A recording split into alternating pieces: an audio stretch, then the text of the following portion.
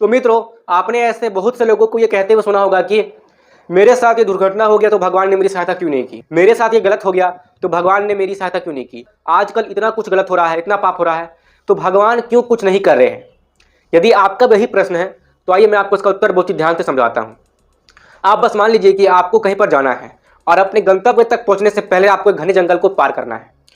तो आप घने जंगल को पार करने वाले हैं और आपकी सुरक्षा के लिए मैंने आपको ये चाकू दिया कि अगर घने जंगल में कोई आप पर हमला करे तो आप इस चाकू के प्रयोग से अपनी रक्षा कर सकते हैं। तो आप मेरी बात मान लेते हैं और ये चाकू लेकर के आप अपनी गंतव्य की ओर यानी कि अपने लक्ष्य की ओर आप चलने लगते हैं और बीच घने जंगल में कोई खूंखार जंगली जानवर आप पर हमला करता है और आप ये चाहते हैं कि चाकू अपने आप उठेगा और अपने आप ये चाकू आपकी रक्षा करेगा। तो क्या ऐसा संभव है? नहीं, ये चाकू आपको खुद निकालना होगा और आपको चाकू चलाने आना चाहिए और आपको अपनी रक्षा कैसे करनी है ये भी आपको आना चाहिए। क्या मेरी बात समझ रहे हैं? तो जब आप ये कह रहे हैं कि भगवान क्यों कुछ नहीं कर रहे हैं तो आप ये कहना चाह रहे हैं कि चाकू अपने आप उठेगा और वो अपने आप आपकी रक्षा करेगा। नहीं, ये चाकू आपको दिया गया है किस लिए? आपकी सुरक्षा के लिए, और आपको इसका उपयोग करना आना ही चाहिए।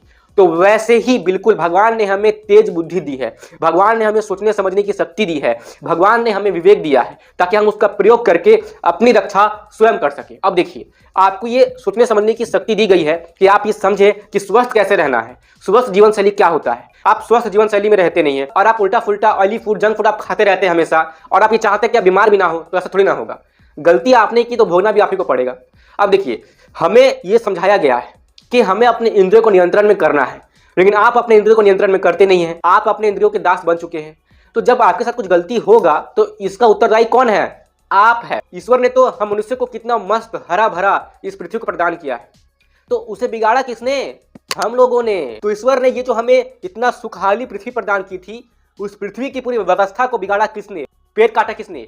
वायु को, जल को, भूमि को प्रदूषित किया किसने? हम लोगों ने किया। अब इसका जो दुष्परिणाम होगा ये हमें ही भोगना पड़ेगा। इसके लिए ईश्वर दोषी नहीं है, हम मनुष्य ही दोषी है।